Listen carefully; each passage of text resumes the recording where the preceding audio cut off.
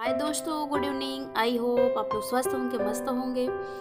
YouTube channel पर सियाई में जॉब में आप लोग का हार्दिक स्वागत है, अभिनंदन है। आज का टॉपिक है बिना बुने हुए वस्त्र एवं फिल्ट, जो शुरू से अंत तक बने रहिएगा वीडियो में। क्वेश्चन इंपॉर्टेंट है। चलते हैं क्वेश्चन की ओर। आप लोग प्लीज़ वीडियो को लाइक, सब्सक्राइब, शेयर जरूर कीजिएगा, एक दूसरे को तक पहुँचाइएगा, एक दूसरे तक पहुँचाइएगा।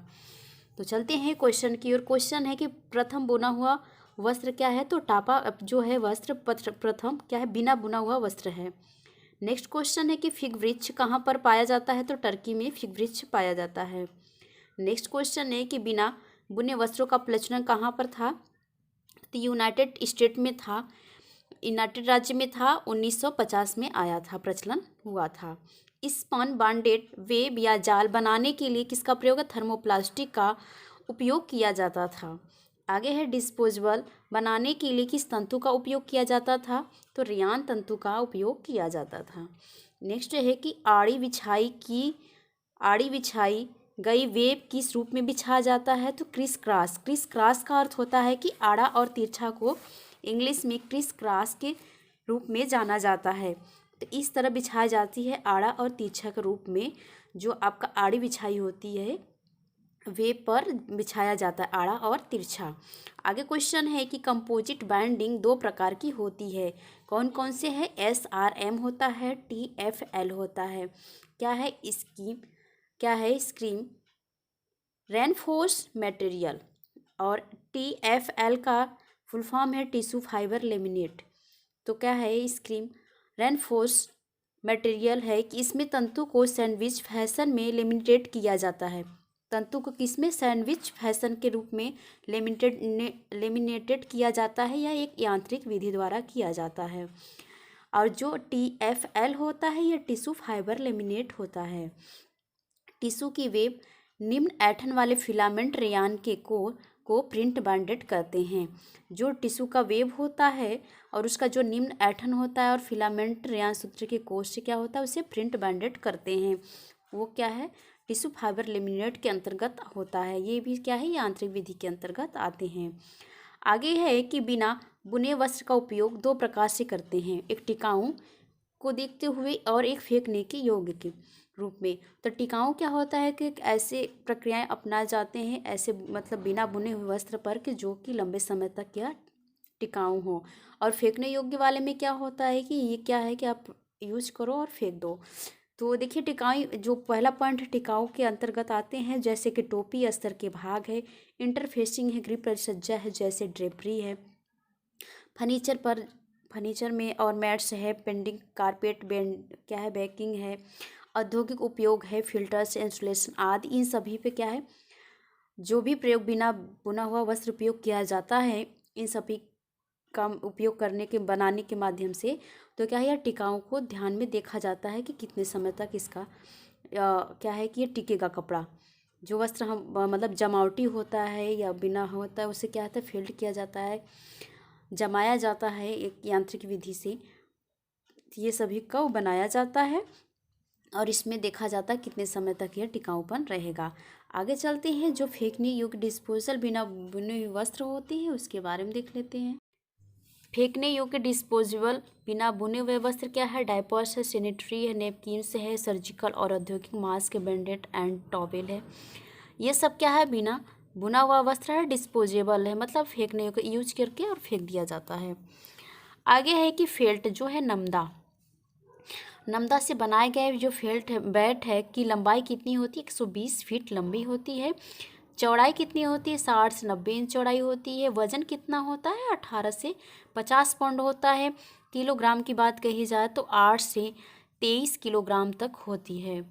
आगे क्वेश्चन की आर्द्रता व ताप को मिश्रित किए जाने की प्रक्रिया क्या कहलाती है? तो ऑसिलेटिंग दबाव कहलाता है। आगे क्वेश्चन है कि नमदा के दो प्रकार होते हैं, एक ऊन और एक फर।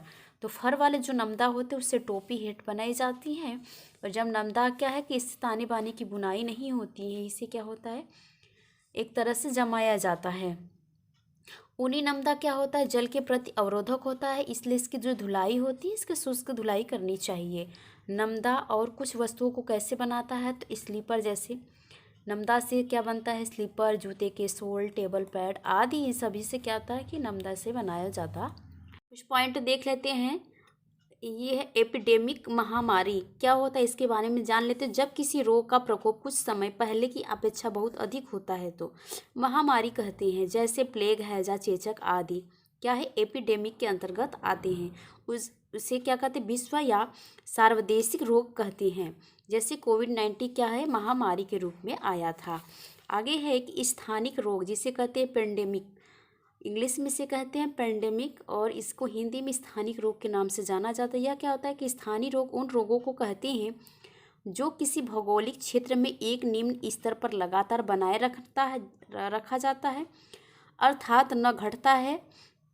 उदाहरण के लिए जैसे कोविड-19 स्थानिक रूप ले सकता है। तो जो कोविड-19 है ये क्या है कि एक क्षेत्र में भी रह सकता है ना, मतलब कि ये तो महामारी के भी रूप में है, लेकिन ये जो शुरू हुआ था तो पहले स्थानिक क्षेत्र के रूप में से शुरू हुआ था।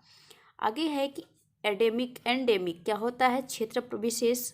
तो एक बीमारी का प्रकोप लगातार मौजूद है जो एक विशेष क्षेत्र का सीमित होता है, उसे एंडेमिक कहते हैं। उदाहरण के लिए मलेरिया था, हैजा, आपका जो प्लेग था, ये सब क्या था, ये क्षेत्रीय विशेष के रूप में था, एंडेमिक के रूप में था।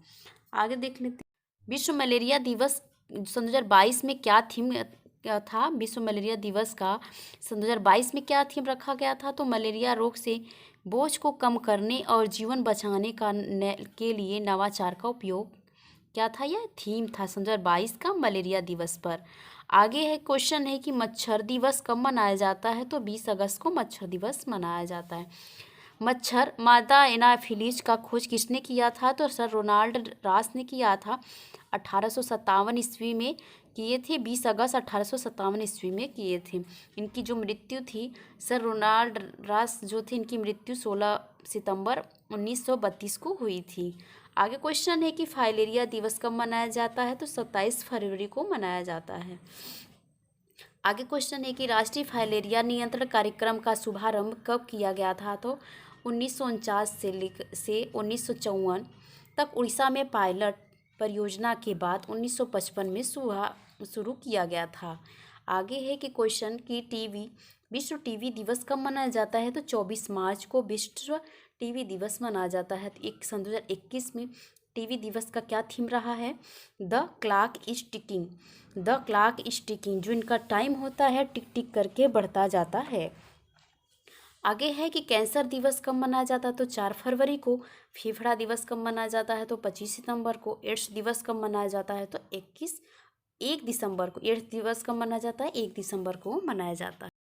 फूड फॉर पीस किससे संबंधित है, तो केयर से संबंधित है। आगे क्वेश्चन है समेकित बाल विकास सेवा की स्थापना कब हुई थी, 2 अक्टूबर 1975 ईस्वी में हुई थी। यूएनओ का संगठन किया गया था, संगठन है तो यूनिसेफ, केयर और WHO क्या है, यूएनओ का संगठन है।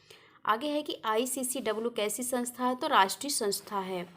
आगे क्वेश्चन है कि व्यवहारिक पोषाहार कार्यक्रम ENP का प्रारंभ हुआ था, इसका फुल फॉर्म होता है एक्सपेंडेड न्यूट्रिशन प्रोग्राम, तो 1959 ईस्वी में हुआ था। पेंसिलिन एंटीबायोटिक उत्पादन केंद्र कहाँ है, तो पुणे के निकट पिपरी नामक स्थान पर है।